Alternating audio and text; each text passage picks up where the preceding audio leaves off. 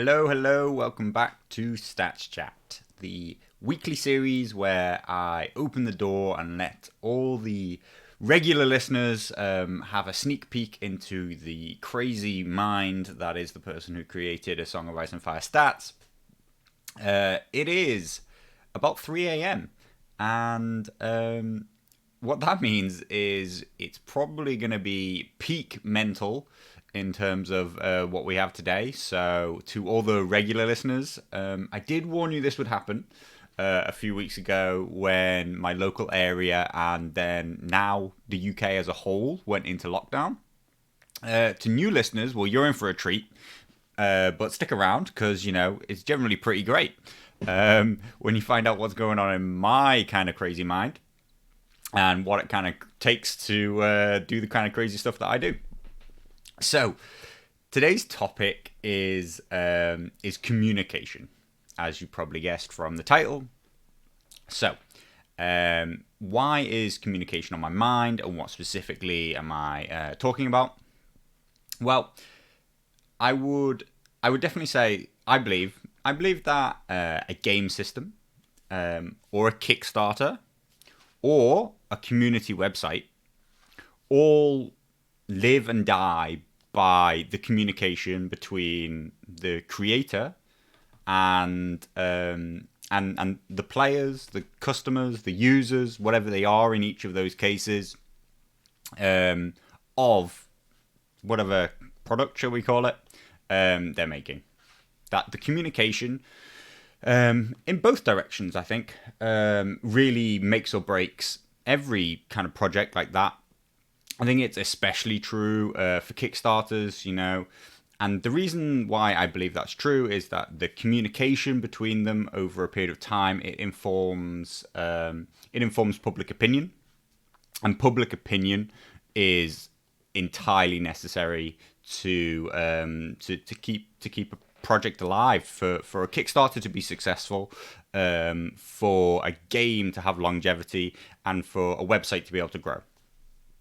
So why is this on my mind specifically at the moment? Well, I've talked about communication issues in the game a few times before, but I've been made very acutely aware today specifically of failures from my own part in terms of communication. I am nowhere near perfect in this regard at all, and today was a very clear indication of when my own communication went very wrong, and was very much not positive because of it. In a lot of ways, A Song of Ice and Fire Stats is successful despite me and my content, rather than being successful because of it. This series is very much directed at those who want to listen to the things that I have to say, as opposed to being for the wider community as a whole. And what happened today was effectively that I got sort of drawn into a Discord argument. I originally got drawn in because I was tagged. I was tagged in the discussion. The discussion was about the Kickstarter, which is going on at the moment, which is why, that was sort of talked about a minute ago, why it's important that it has the right public perception if it's going to be successful. The discussion before I got involved was slightly about the fact that there were questions about the Kickstarter, and I got tagged actually almost as something of a character reference, because there were comments about the fact that some people believed that the content creator had cheated in an event, that had some kind of relevance to this Kickstarter. And I was tagged as somebody who I've played him on TTS in a competitive tournament, right towards the end, not in a casual way at all. And we only had a good game and a good rapport from it. So that's why I ended up being tagged. I'm not actually connected to Kickstarter in any way. That's just how I ended up sort of seeing it and being involved. It's generally one of those conversations that I wouldn't have particularly taken any interest in unless I'd been tagged. But what I got drawn in by was he basically made a comment that he felt he was roughly being bullied. And I made a comment that I felt that wasn't that wasn't rare, or that he wasn't wrong, that could have been happening.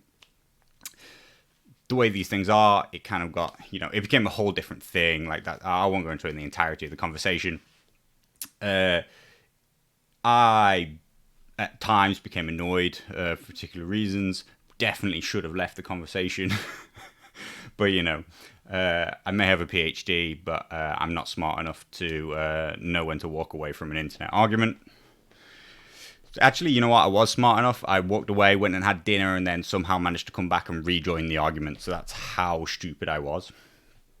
To give myself, to put some slight more context in it, I was probably just in one of those moods because look right here on the screen.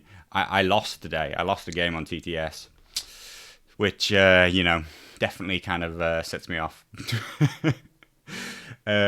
So anyway, I was drawn into this conversation, and I just said that I didn't feel it was. I became annoyed at this conversation, is where we're at. I became annoyed at this conversation, and I said some things that I definitely shouldn't have said. I definitely started just kind of spouting negativity. That you've not just crossed the line, but like you crossed the line ages ago and just kept on walking until you forgot where the line even was, when you start making comments and have to be called out by Simon Swan as, that's a rare occurrence, and you definitely know that you've gone too far and that you're on the wrong side of the argument when Simon Swan is having to call you out. So, he said, come on, you're being a bit harsh. And I was absolutely suddenly, shall we say, made entirely aware of the fact that, I was, I was in the wrong, and my communication had gone completely wrong, and that it wasn't having any positive effect. That they're conversations that I would generally ignore, generally not get involved in, were it not for a couple of things that sort of triggered me in the first place. And that, it's not a positive thing, that it's never going to end well for me. It's never going to end well for anybody. An internet argument doesn't have any winners. It just has two losers. So, like I say, the topic on my mind was that communication, and my failures of communication, they don't help the website at all. So, let's start there and try and build some more positive communication, and make there are constantly misconceptions about the site.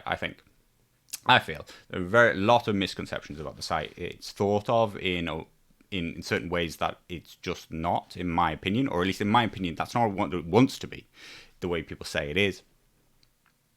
Let's start with most absolute common one, which is that A Song of Ice and Fire stats represents the competitive community. Okay. It is true that there is a skew towards competitive. I will never deny that. The reason that exists is because when I first started A Song of Ice and Fire stats, the only way I could get people to submit data, the only way I could grow the website, the only way I could get people to sign up was to run tournaments. Originally, tournaments were not part of A Song of Ice and Fire stats at all. But people wouldn't use it unless I made tournaments. I also run tournaments through the website as ways to generate more data and more stuff like that. And so people, and I try and run the biggest tournaments, just because, because people think I represent the competitive community, that should be an opportunity to get more people involved. The issue there is, and I think what most people miss, is that nearly every tournament that I run tries to make it new and interesting every time.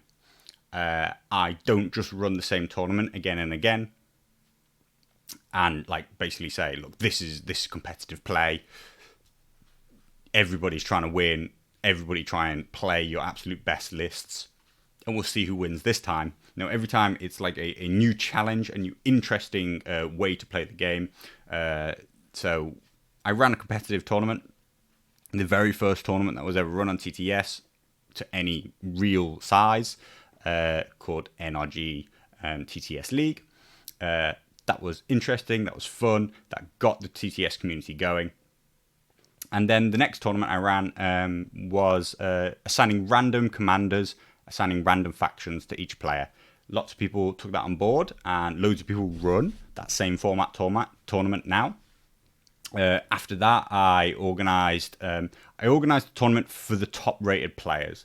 This is because I wanted an outlet for the top-rated players to play against each other without them just like stomping on newer players.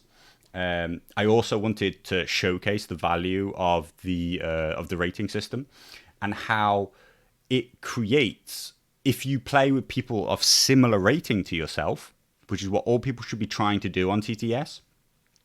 I believe, a lot of people say, like, you'll see a lot of, like, looking for game, preferably player with, like, ELO higher than this. Some people might see that and think this person's really elitist. They don't, they'll only play, like, other high-rated players or whatever. But the point is that it creates a good game if you know that the players are equally skilled. That's why all computer games, all competitive games that you play online use this system, because it makes for a better game if we play people of a similar level. So I was just trying to showcase the fact that the ELO system can be used. It's not about proving who's the best. It's about being able to create a better game. It does that by ranking the players, which they can use to assess like who they should be looking to play against and who they should be finding really good equal games versus. But it also does it by rating the factions. Again, lots of people think that it rates the factions so that you can find out who's the best and play as them and avoid playing as the worst. That's not what it does at all. It 100% tries to counter that. What it says is we can rate how good certain things in the game are by using tons of data. And what we will do is we will handicap the players who are playing the things that are always winning. It's actually handicapping you if you go out there and choose the same thing that everybody else chooses. And it gives you big, big rewards if you play with the lower rated commanders that aren't doing well statistically. What that means is if it's not true, that ELO is not real, it should fix itself very fast. If it is real, it will continue to exist in a stable state. But you are rewarded for playing against what is established. That is why I've more recently been coming up with another tournament format which applies that same mentality to the tournament itself. Because what I've realized is that even if I apply big handicaps to your player rating, because you play with the same commanders all the time, you play with the highest rated things, you only play Howland, Rob, Tyrion, High Sparrow, the same things that are well established as the competitive community's favorites. If you want to win a tournament, people will still enter those things and not enter the lower rated commanders. But by applying the handicap to the tournament, we can make it so that you can play anything, literally anything in the game on an equal footing. You can win a tournament just as easily as somebody else, and it only comes down to player skill. So, that is the mentality of the site. And I think that is absolutely misrepresented all the time. I think people believe that what it's trying to do is it's trying to prove what's the best so that you play what's the best. Well, no, it's talking about all balance is a complete grayscale. Even the Targaryens, who are the lowest rated, they still win games. They still win, 30 odd % of their games. So anything in the game can win. It's just that if you're doing it the hard way, you should be rewarded for it. And what it works out is what is harder to win with and what is easier to win with. And it's going to reward you for doing it the hard way. For it wants players to take on that challenge, particularly the higher rated players. If you know you're one of these good players, you should be taking on these low rated commanders. And if you're a high rated player playing a high rated faction, playing a high rated commander, like the amount that you can gain from a game in terms of ranking is almost non-existent. Like there is so little benefit to that it doesn't do anything for you unless you play other very high rated players constantly and still continue to win, which is, sort of what Lox has been doing. His rating continues to climb because he continues to win against other high rated players by doing very, very well in the Masters and doing very, very well in a lot of tournaments. So that's a pure ethos of the site, which I believe people believe it tries to entrench itself in some kind of competitive meta, like it defines what the meta is and stuff like that. No, what it does is it constantly challenges you, or what it intends to do, what it wants to do, what I'm asking you to do, what I'm always coming up with new formats to do, is it challenges you to come up with new ideas and rewards you for doing so. And if you continue to play the same boring thing every time, the same commander that you always play every week and has already been shown to be very, very strong, has already won other tournaments, has already won lots of games, if you continue to play that, it will not do you much in terms of your rating. So I believe that's a huge misconception. The idea also that the site caters only to the competitive community is false. While most of the high-rated players get there by competing in tournaments, only about half of all the data, and we're talking it's almost 4,000 results now, only half of that data comes from tournaments. That means half of all the rest of the data comes outside of tournaments, from people playing casual games. The rating system, it's a spread and a representation of the community as a whole. Now, obviously, you have to be somewhat invested in the game and in the community and just generally in playing and being interested in the game, shall we say, wider than just putting models on the table for you to want to submit to the site. So I won't sit here and pretend to you that the most casual users are also using the site, because that's not true. It already has a lean and a bias towards the players who are more competitively minded or just more interested. But its ethos is involvement and community. It's not competition. So that is one of the things that I try to be clear about all the time. And, clearly I continue to fail at communicating that to the public because people continually say that about the website. They continually say we don't but that's just competitive players, or it's funny actually. Now that I say that, there's almost something of it's like Schrodinger's stats site to me sometimes. And the stats site is simultaneously, in some people's minds, the devil because it caters to competitive play. It supposedly somehow shouts down every idea of what can be played, like that stagnites could ever be used, because it shows you stats that they don't win very often. Whereas what it actually does is it promotes you to use new stuff and favors you for having used them. So somehow it simultaneously does that, but then at the same time, tons of people say the data is worth nothing because we accept casual results. And it also, and it says John is only low rated in Night's Watch because that must be people playing only with the starter set. Somehow it manages in people's minds to achieve both at the same time, and neither's true. It already has a lean strongly towards TTS and strongly towards the people who are relatively invested in the game. That means that most people are playing with very complete options for their faction. There is not much representation of people just using starter set stuff.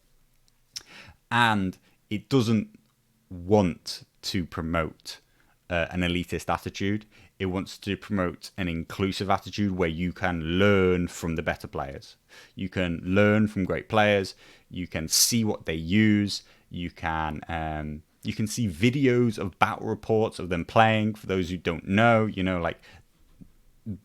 can, if you have a YouTube channel, if only YouTube at the moment, if you have a YouTube channel and you create battle reports, you can add them to any game that you submit to the site, and it will automatically get shown to everybody who uses the site. That is hopefully going to allow more voices to grow their content, more people to be informed. The site wants to be a hub for anything and everything about how to be better at the game, not a way to just go and measure how good, how high your rating is, and for you to stomp on some people just to get your own rating up and stuff like that. So that's about the ethos side of things. One of the things that's been failed to be communicated well. What else has failed to be communicated? I've actually heard a number of times that they still believe that the site is small and niche, and that only a small number of the community are using it because I only represent those who have effectively entered tournaments. I only really rate those who have entered tournaments. There are some people who are just entering casual results, never enter this tournament. They're on there too. But that puts us at there are, I believe, 262 TTS players, 318 on the table players. That is not necessarily exactly the same players, but there's a lot of crossover there. I would put it at roughly 400, but there aren't 400 users of the site. If you think that this is something that only 400 people go to and use, that's entirely not true, and something that I don't really communicate, but we're talking about communication, make it really obvious to people. The site is visited 50,000 times a month by 3,000 different people every month. 2,000 of them have accounts. And I believe that makes it probably the most popular Song of Ice and Fire website. I don't think that anybody else has more numbers than that. And one of the reasons why I got drawn into this Discord argument is part of the sentiment that I was kind of purveying, which turned into something else that's slightly misquoted, is that I guess ever since I first started the website, ever since when it was very small, partly because of some interactions I had with some other content creators, and just the fact that at the first it very much felt like I had to validate an argue just for the pure existence of the website. I had to kind of validate that it had any value to anybody, when lots of people were, telling me pretty much that the whole idea was shit, and that they would never use it. And lots of people said that what I was trying to do was terrible. And not just that it was a bad idea, but that I was going to cause problems because of it. So ever since those early days, I will admit, and particularly today on like reflection, a lot of reflection today about this argument that I had and why I had this argument. And part of the sentiment that I was kind of purveying was that it feels like there's been something of a chip on my shoulder. And so, that is a thing that I'm absolutely going to try and let go of, because today I became more acutely aware that it's not useful to think in that way at all. And I guess just going forward, I will try and be better at that. That in terms of communication, if you want to contact us, or I believe it might say about A Song of Ice and Fire Stats, has all the ways that you can get into contact with me. If you want to reach out, then do so. Like people do regularly when their tournaments break. I spent a lot of this morning fixing a tournament which had gone wrong, because not every part of the website is completely perfect or future proof, and they're things that I just have to like constantly try and improve. A lot of issues I don't know until I get told about them. And so I'm always super, super pleased when people reach out and kind of engage with the site and tell me that they're using it, but they had XYZ problem. If they don't tell me they had XYZ problem and just give up, then I'll never know and never know how to fix it. But all I'd say is communication is so key to the way we think about all these things. This is one of my methods to communicate, but it's also, people, regular listeners will be well aware that it is sort of very much a cathartic process. That is to say, the content here is not actually that representative of the site, in my opinion, which I don't think a lot of people, I think other people don't make that distinction, whereas I sort of do. And I think that probably does me a disservice, and the site, or more to the point, does the site a disservice. This content is just my thoughts on any given week. The site tries to be entirely neutral. You'll notice that there are tons of discussions about balance going on in every different place that exists.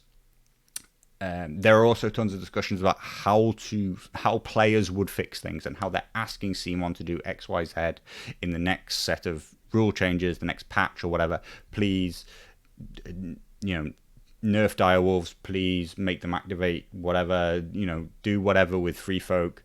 There's all sorts of limit activations.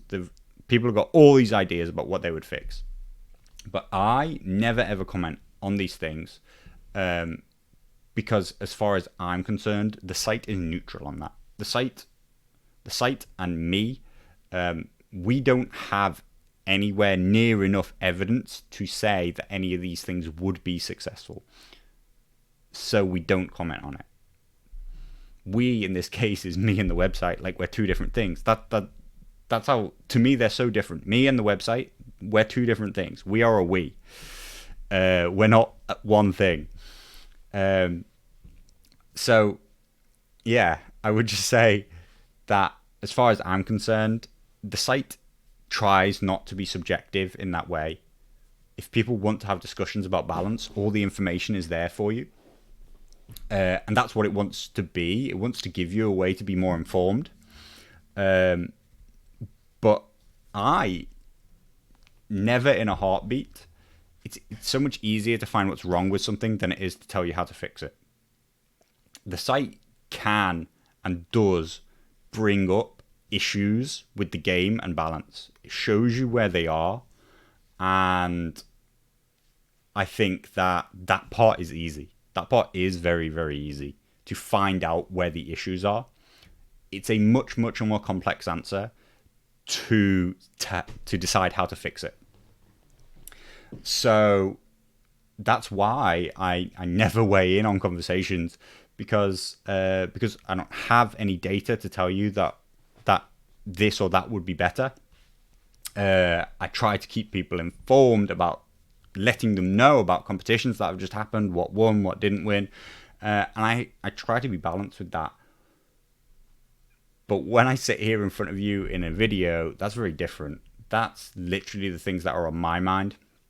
But I think I've also failed a lot of times to communicate the difference between that. And people see these videos as an extension of the website. And that makes sense. But really, like I say, it's more just a snapshot of the crazy things that happen in my head. Because you have to be pretty crazy to have spent the last 6 months of lockdown pretty much just building a website and doing almost nothing else with your life. Because, that's a pretty mental thing to do. So I hope today has been a good step towards letting you know more about the website, letting you understand the website and its ethos more, because its ethos is incredibly important. Its ethos informs who will use it, how it will be used, and how people will discuss it.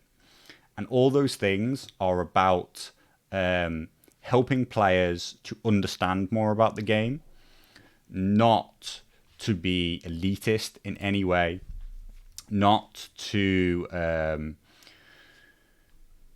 say that the game is got issues. It is to find the issues and then reward the players who solve them, and to handicap the players who are trying to exploit them. If you believe that something, if Starks, Howland, and Rob are an issue of game balance right now, if you believe it's an actual issue, then to play it in a competitive format is effectively to exploit that inherent issue which you believe exists. And competitive players will always do that. Competitive players will always try and exploit their advantages. But the site tries to get out ahead of that, and it says, we already know about that issue, and we're going to handicap you for doing it. And instead, we're going to reward you for trying to solve the problems that Targaryens have. If you can solve the issues that Targaryens have, then you get big, big rewards. If you exploit the issues that Starks have in terms of how much they're winning at the moment, then you will be handicapped for doing it, and you won't get as much reward as everybody else who's doing other things. So that's how I always try and describe the site. That's what I want people to see the site as.